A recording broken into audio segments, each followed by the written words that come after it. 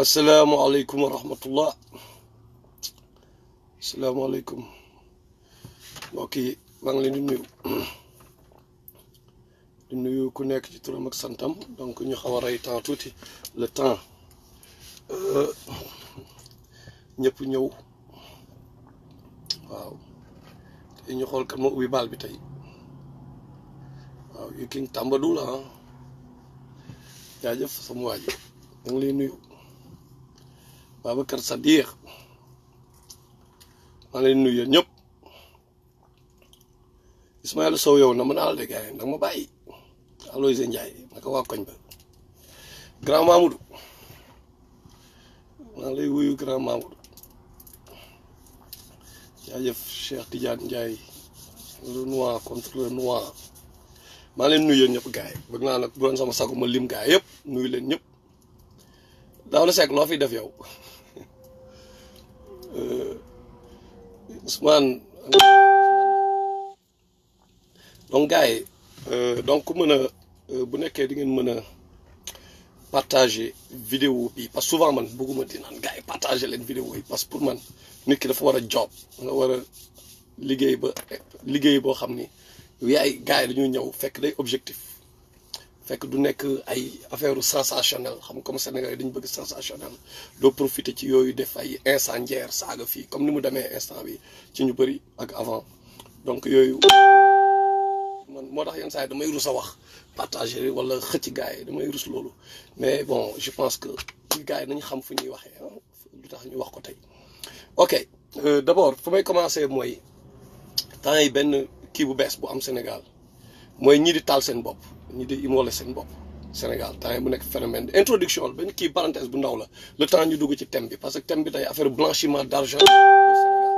ci loolu la ñu bëgg wax tey mooy affaire par rapport yenn du ñëpp nag bien sûr yenn religieux yi musiciens yi ak yenn baatarekat yi techniques yi gars yi di utiliser pour you know nañ ci ñëw anyway léegi boo xoolee gars yi dañu immolé temps yi nit ñi dañu taal seen bopp quoi dañuy gis ñi taal bon jamonoy Ablaye Wade c'est vrai que loolu amoon na mais dafa mel ni foogoon nañ ni ak régime bu bees bi loolu dina jeex parce que tamit li ñuy analyser mooy lan mooy yóbbu nit ñi ba nit war a taal boppam quoi ak mettit bi ci nekk xam nga ak mettit bi nekk nit ki dem bay endurer yenn mettit yi ba mënatu ko muñ ba taxaw taal boppam loolu defe naa war nañ pose suñu bopp question bi lan moo war a yóbbu nit ki ba niveau boobu amee mu sës à ce point xam nga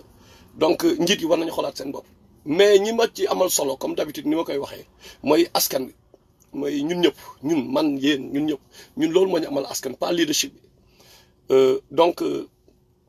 li jara retenir ci ñun ñëpp nag laa wax mooy doomu aadama dara warul la jaral nga taal sa bopp lu mu metti xamal ne dunia test la dañ fa wàcc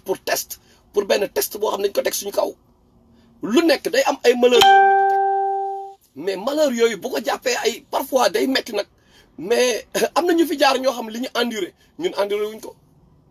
rasulullah sallallahu alayhi wasallam ci boppam benn jour moo ngi toog wéeru am benn sahaaba du xabaab ñëw naan yaa rasulullah kañ la ndimbalu yàlla di ñëw sonn nañu parce que moom la ñu laqoon ginnaaw gi benn jigéen jàpp ko jël ginnaaw gi yëpp laq ko xam nga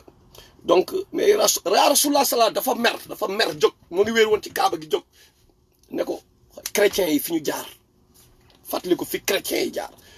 avant mooy bi Nero empereur Nero jàpp koom dañ daan ñëw comme ni ngay kiyee xar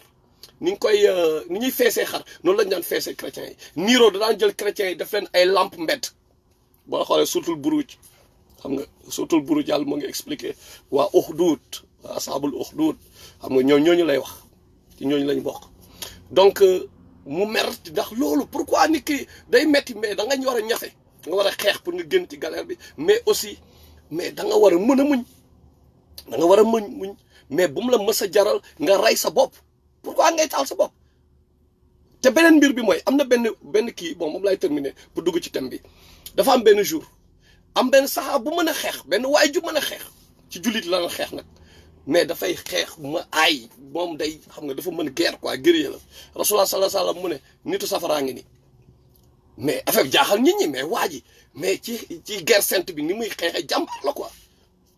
effectivement benn saxaaba topp ko pour xool mais li rasulullah waa ji nan la mën nekkee nitu safara effectivement waa ji li ko dal mooy li njàmbaarteem lépp li muy nekk jàmbaar yëpp dañ ko gaañ defe naa loxo bi wala tànk bi lañ dagg douleur bi tax mënul supporter douleur bi benn instant mu jël jaaseem mu xaru mu rey boppam loolu moo ko yóbbu safara imagine ak xeex bi mu xeex yëpp li mu defal rasulullah defal ko diine bi fan la mujjee safara la mujjee donc pour dire que xaru nu mu grave xam nga gars yi lu mu metti bu kenn jar bu dara jar ñu xaru gis nga gars yi li ñuy def nii li ñuy def peuple bi ah nañ la saaga nañ def lu leen neex benn jour nañ taxaw ci kanamu balance bi lépp lu ñu la def wallahi seen millions yi ñu jël di ko lekk nañ la ko delloo parce que jour boobu nag CFA du fa daw dollar du fa daw euro du fa daw xam nga millions yi ñu lekk nañ la ko jox en tiyaaba bu ñu demee ba seen tiyaaba yi ñoom jeex yow nga jël seen bàkkaar di leen jox donc est-ce que jar na xaru au contraire li ay xewal la sax ay ngëneel la ñoom ñuy ñëw di exploiter peuple di def li ñuy def ngëneel la lu baax la nekk lu baax mais war nañ waxuma nag nañ croiser les bras duñu xeex injustice moom dañ ko war a xeex donc loolu daal laa bëggoon kii pour gars yi xaru yi tamit di jaale aussi suñu mbokk waa kër ñu ngi leen di jaale ñoom ñëpp xam nga xalif bi génn àdduna et tout donc yal na ko yàlla yërëm léegi pour dugg si thème bi affaire blanchiment d'argent gars yi technique yi gars yi di def Sénégal est-ce que yéen surtout yéen ñi nekk si diaspora bi yéen laay waxal d'abord mais gars yi ñoom Ousmane Ndaw ñoom xaritu chéri oma defe naa yéen a ngi si diaspora bi ak yenn gars yi ñoom Babacar gars yi nañ waxan dëgg balaa ngay meeg yenn moon yi doo liggéey bay bëgg a dee mais est-ce que yaa ngi toog di xalaat man kañ laay meeg $500,000 day mel ni c'est impossible mais comment ça se fait que yow da ngay liggéey ba bëgg a dee mu waroon yaa ngi meeg money yaa ngi meeg xaalis yaa ngi am ay millions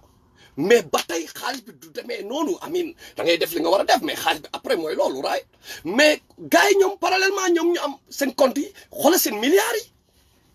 mais xoolal seen kër yi mais gars yi ay milliards la ñuy foowee quoi mais affaire bi dafa am lu nekk ci ginnaaw aussi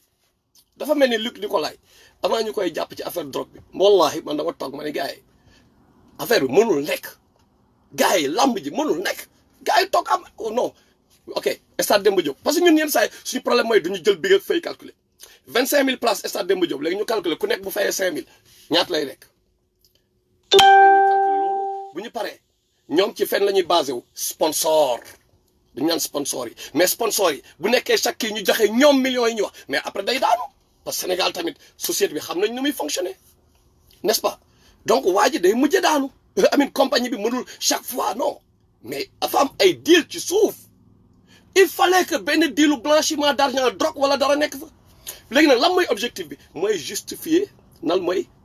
ñoom seen benn objectif kese la mooy lépp lu ñu yor parce que dafa am CENTIF defe naa CENTIF right mooy organisme boobu ñu créé Sénégal nga xam mooy saytu lépp lu xaalis par exemple nit ki bu dugalee 5 millions dañu xool fan la ko jëlee et tout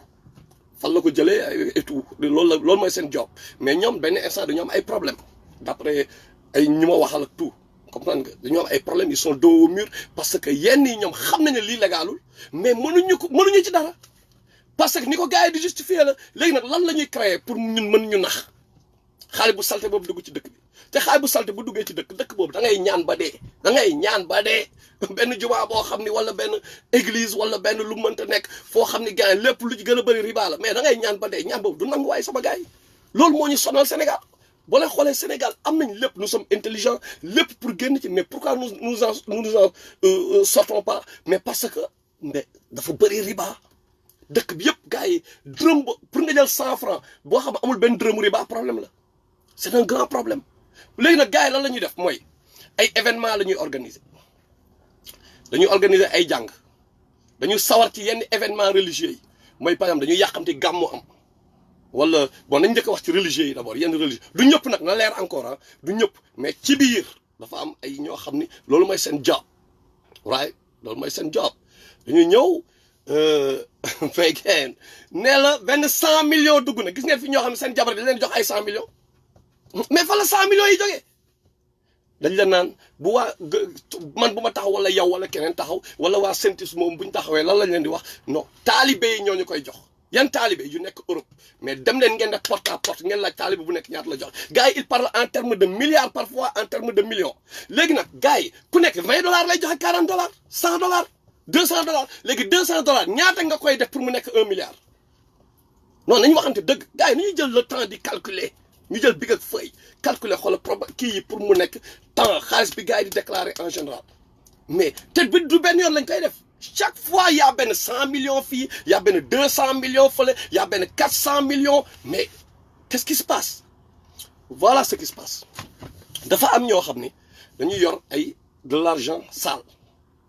dañuy yor de l'argent sale mën na nekk genre argent bu nekk nag mën nañ ko amee ci drogue mën nañ ko amee ci ay whatever lu mën xam ngeen daal yéen a ma gën a xam fi ñuy mën a defee argent boo xam ni mënoo ko dugal Sénégal légalement wala mënul taxaw taxaw légalement fenn léegi nan ngay def da ngay wax da ngay distribuer xaalis bi par exemple da ngay gis say waay nga jox leen nga jox Madina Dieng Cheikh Madina Dieng ma jox ko 10 millions jox Ousmane Ndaw 20 millions jox tas gaay léegi nag Wally Seck organiser le concert benn instant booy Wally Seck day ñëw di may ay oto gaay come on man ay oto nii vite ñu fekk gars yi toog ci benn ay Thione Seck toog ci benn valise xaalis amee ci benn saako xaalis boobu fan la mujjee c'était pas de l'argent sale gars yi dañuy wax ay këyit la woon vrai xaalis la woon c'était de l'argent comprendre nga parce que duñu leen wax moo ko fa xaalis bi mujjee yu am sa duñu leen ko wax nan la dañ ko taal wala lan lañ mujjee wax ñu ne ay kii yu weex la woon ay këyit lañ fa fekk léegi gars yi bu ñu dooree concert bu ñu ñëwee ñu ne ci Wally Seck dóoral concert mu door concert xaalis bi dafa stilim right léegi ñu ne Babacar Sadikh ñëwal yow nga may fa 10 millions mais dañ la naan Wally Seck boo dooree concert 100 millions dina dugg mais bu 100 bon da ngay door ay 20 concerts par exemple 100 millions yi bu duggee léegi yow 10 millions ngay am suñu 90 millions nga delloo ñu ko comprendre li ma la wax léegi nag gars yi dañuy ñëw battre une fois suba ñu wax bon restaurant temps moo sponsorisé gannaaw suba ñu wax li yu dugal ba xaalis bi dugg waa ji encaissé mais léegi moom dina mën a justifier xaalis parce que lan lay wax gis ngeen bi gars yi di battre après ñu dem ci média yi ñu jox benn Sénégal corruptible yi comme ñu mel ni ñoom Sénégal ñu jox leen benn 200 000 bu leen joxee 200 000 ñooñu ñëw après ñoom ñooy ñëw di promouvoir gars yi naan le battre de nangam ñoom ñooy def tout pour que affaire bi suñu kanam ñun affaire bi normal parce que même message bi la ñuy indil même message bi chaque fois xam nga léegi nag bu ñu defee 20 concerts bu nekk benn waa ñu battre 10 millions xaalis bu bon boobu par exemple ñu fekkoon Thione Seck toog ci mais day mujj légal donc xaalis bi mën nañ ko justifier mën a dugg ci système bi man bu ma nekkee un marabout mën naa toog xam nga ma ni bon samay taalibe ñoo ma andil addiya comprendre nga mais nan lañ koy justifier est-ce que da ngay dem bëgg fëgg buntu bu nekk non du am comprendre nga donc facilement xaalis bu bon bi defaat nañ ko xaalis bu baax noonu la gars yi di opérer biir Sénégal ay ñoom Paco Jackson battre yi mais noo lay gisee benn gars yi day battre tey battre 10 millions mu battre suba gi gars yi nga gis ko muy jël taxi mais comment ça se fait gars yi bàyyi leen xel même ci nag yi gars yi di indi nag yooyu ñuy indi ay 1000 nag gars yi commencé leen compter nag yi compter leen moo tax ma ne dee leen compter bon bu ñu reyee 1000 nag biir Touba 1000 nag déjà sëñ Touba soxlawul yooyu dañu waxante dëgg comprendre dañu waxante dëgg quoi gars yi dañu waxante dëgg par rapport ak li mu jàngale li mu wone affaire bi du loolu du foofu quoi c'est plus spirituel que ay affaire de lekk ay affaire de kii bu doon loolu moom du toog di deew xiif dañu waxante dëgg du toog moom di jël lekk boog ñoom El Hadj Malick lekk ay laaxu caaxaan ak yooyu donc ñooñu dunia bi dañoo sakk dunia bi kii ñu dunia bi daal faale wuñu dunia bi mais ñun affaire dunia bi rek la ñu gars yi di jéem a naxee léegi imagine man ma indi 1000 nag après il faut ñu wax ma deretu 1000 nag yi nag bu nekk ñaata litre de deret moo nekk ci biir bi nag bu nekk ñaata litre de deret ci biir intestin yi mooy les excréments nag bi excréments yi ñaata kilogramme wala tonne d'excréments la ñu war a am bu ñu paree loolu ñu calculer butit yi ñu calculer tànk yi ñu calculer geenu nag yi ñaata mais après est-ce que dinañ ñu ko won gars yi suivre leen affaire yi ba fin bi dina am sax xool le tompal bu nekkee loolu mais ñaata litre la ñuy am donc foofu kenn dafa xaj bien que nag dinañu rey lu bëri c'est vrai nañu rey lu bëri mais daf si am lu bëri li ñuy wax gars yi loolu non affaire bi du foofu dama leen bëgg wax affaire bi ni ñuy gars yi di opérer biir Sénégal di utiliser médias yi nga xam ne ils sont corrompus di ñu nax di ñu wan parce que léegi ku nekk lan la da ngay wane côté alal li nga am comprendre nga ñii di wane ay you know what I'm saying loolu yëpp ay blanchiment d'argent la loolu yëpp xam nga ay pour justifier yenn xaalis yi la c'est tout c'est pour justifier xaalis léegi benn milliard bu duggee bu fekk benn jaaykatu drogue moo la ko jox nga mën ko justifier loolu rek mooy deal bi donc ñun sénégalais yi ñun ñoo war a yeew bi mooy lan mënatuñu utiliser ay affaire matériel affaire alal war ñu toog kenn ñu jommal ci ay alal nit ki boo ñu bëggee waxu yàlla bu ñu won alal defal comme des exemples des modèles comme sëñ Souhaïbou Mbacké sëñ Souhaïbou kii lañ ko indil magnétophone mais moom moo ngi gis iblis bi musique bi affaire bi war a génn mu gas suul parce que moom mooy ki nga xam ni bi mu gisee góor ak jigéen taxaw ci benn garab moom pour moi c'est pas possible quoi que góor ak jigéen ñeme taxaw ci suuf benn garab garab bi si moom daf ko gor garab gi laa daf si débarrassé wu mais xam nga ñooñu dañu wax dëgg ñooñu li ñu wone ak léegi li gars yi di wone ay matériel ay waaye ñun lekk yi affaire yooyu non du foofu tant que nag ñun ñoo ngi continuer matérialisme boobu ñun ñuy continuer di ci bàyyi xel gars yi duñu kiyee ay matériel xam nga li ma la dañu wane ay dañu naxee ay matériel tant que loolu moo ngi am dëkk bi day continuer di dem nu mu demee nii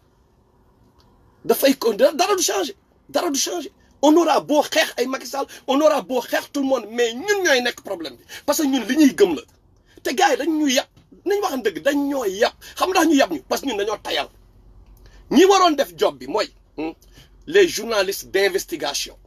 ñoo war a def liggéey yi d'abord yan liggéey nit ñëw na taxaw ci télé bi rajo bi ne 100 millions laa kii gars yi nañu topp affaire bi nañ ko topp gis ngeen tubaab yi ni ñu def comme ay lu mel ne ay envoyé spécial mais pourquoi loolu mënul am Sénégal lu mu dee nit lu mu dee même boo amul xam-xam yàlla def na ci tubaab yi quand même loo xam ne mën nañ ko jàng ci ñoom pour suñu dëkk yenn yi bañ fa mën a am parce que ñoom Amérique fii tey ñu nekk France comme sama sister Khady Bousso moo xayri Bousso ñu xam nañ ni biir France mais politiciens yi ñemewuñu yenn yi xam nañu kenn ñemewu fay def yi même buñ ko naree def mafia parce que mafia yi fépp la am même buñ koy def c'est de manière cynique lañ koy defee dañu nëbbat ne waaye mais plan yu te au fur et à mesure lu mu yàgg-yàgg dañ leen découvrir beneen affaire bi gars yi di def bu ma bëgg ngeen bàyyi si xel aussi mooy dañu jël par exemple mooy souvent boo ñëwee dégg naa am na sax benn xarit bu ma ko wax nee na ma mooy genre yokkal montagne bi am na nu ñuy waxee benn terme daal xam nga Mokhtar Kane nuyu naa la mooy da ngay ñëw nga wax leen benn projet ngeen leen projet bi 50 millions la 50 millions mooy financer projet bi gars yi ne la non def ko 300 millions boo ko defee 300 millions ñoom les qu'est-ce qu'ils vont utiliser mooy yenn saa yi il paraît dafa am ay par exemple bon yenn nit yoo xam ne dañoo comme tubaab yi lay dal en général fii moom côté international laay waxee ak national mooy connexion bi mooy dañuy ñëw benn tubaab génn àdduna tubaab bi nag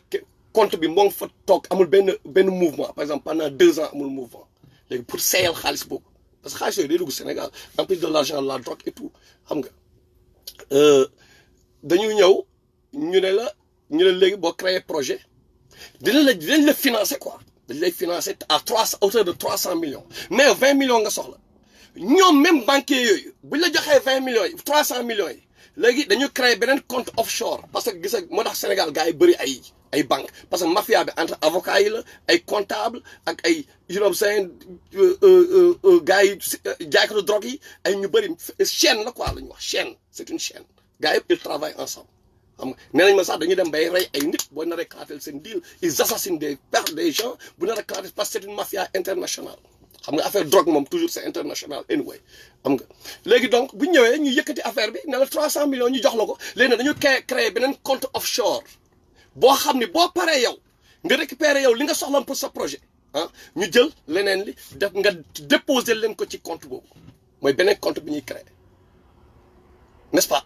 léegi da ngeen di gis parfois yenn kër yu rafet yi Sénégal gars yi tabax ay kër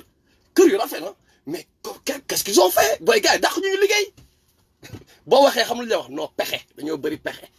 affaire pexe yow nga nekk fa di rêve gars ngay xeeb sa bopp ngay xeeb benn 2 euros 100 dollars 400 dollars bi la yàlla di may par semaine fii États-Unis fekk bu lew la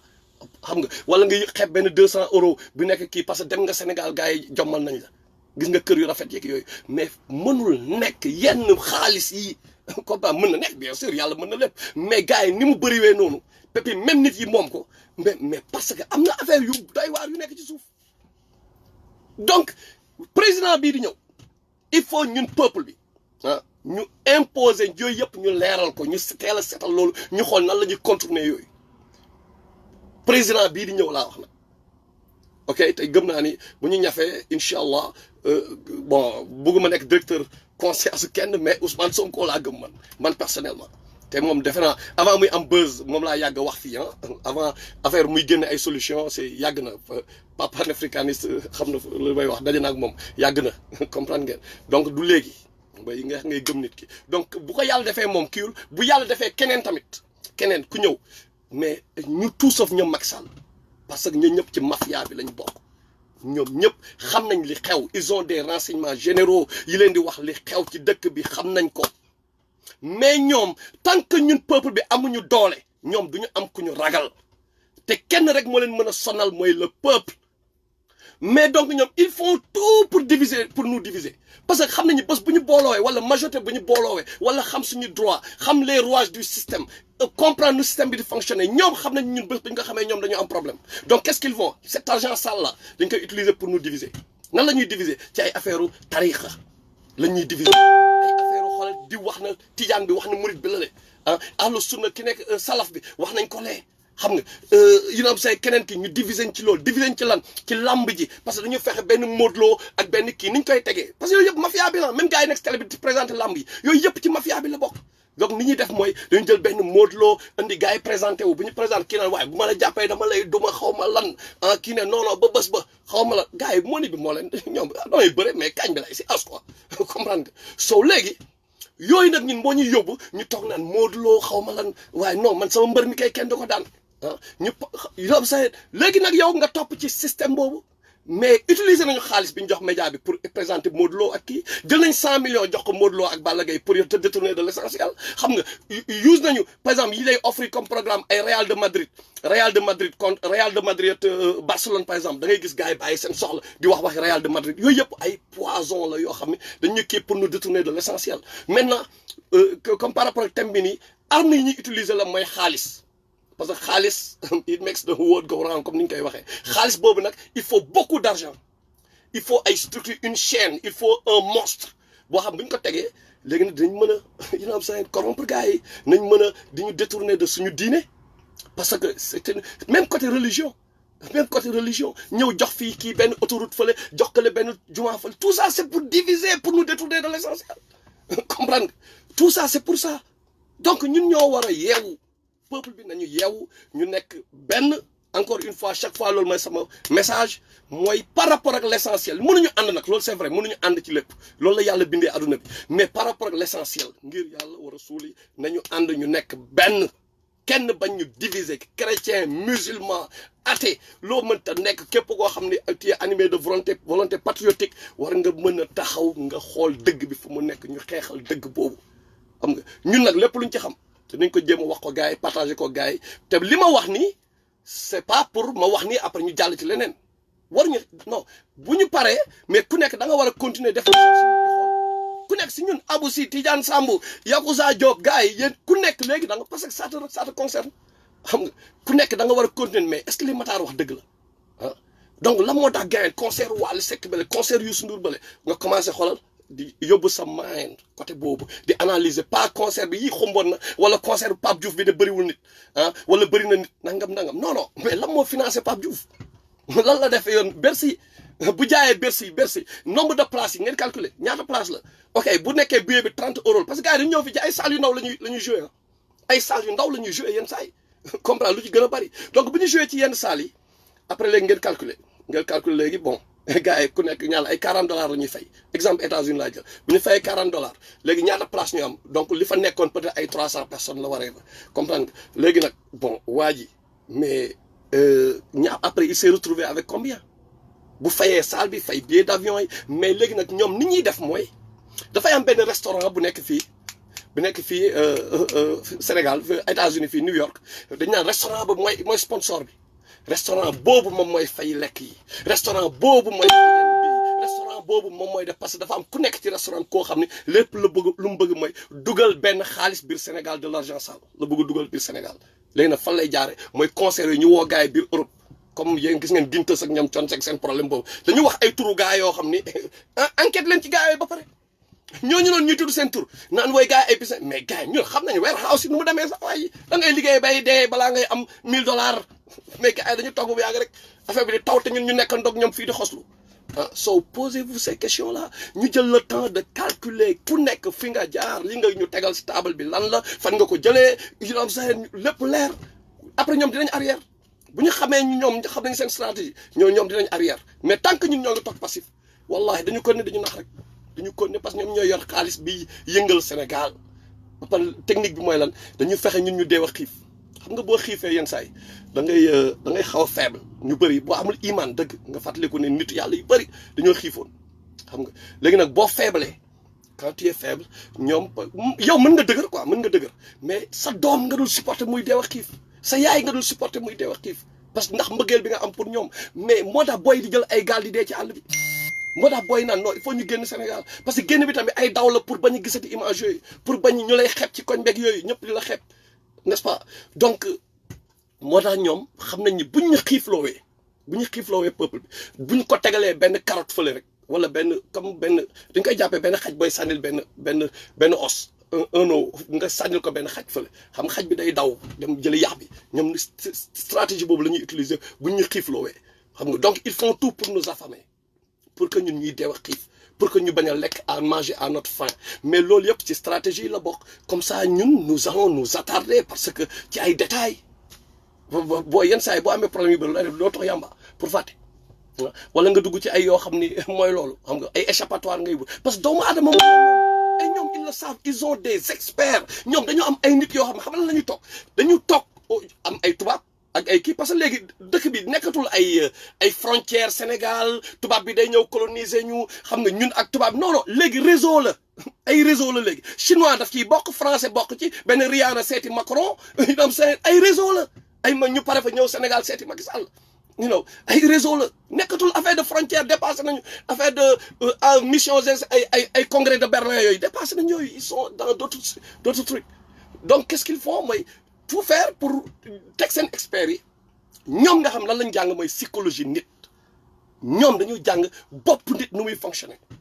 mooy ñoo xam loolu rek la ñuy liggéey comme yow ni ngay ñëw di liggéey sa liggéey nga nekk tailleur ni nga xam ne ay jili création nu muy ñëwee di ñaw xam nu muy ñawee xam fu muy jaar fu muy teg wëñ bi xam loolu yëpp ñoom tamit noonu la ñu amee ay nit yoo xam ni mais seen bopp yi xam nga la pour liggéey uniquement ci psychologie humaine ba pare xool nit ku nekk environnement am ban impact lay am ci moom ñooñu nag ñoo leen di informer ñoom après ñu jël nag yenn affaires yi teg ko ci biir société bi pour nous développer mooy ces clubs là franc-maçonnique et autres xam nga moo tax il faut gars yi encore une fois ñu bàyyi xel ci tous ces détails là donc defe naa audio bi gudd na wax dëgg yàlla maa ngi lay jégalu ba beneen yoon incha allah ngeen baal ma si temps bu gudd bi maa ngi leen di remercier yéen ñëpp waaw yàlla na leen yàlla fay jaajëf fay